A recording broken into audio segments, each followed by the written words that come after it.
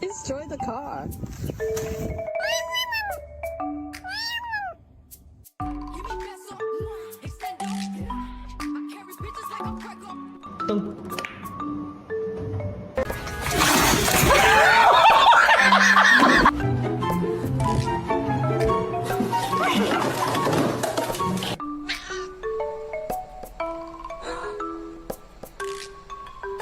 Would you like to lean your head on my shoulder? Oh, no.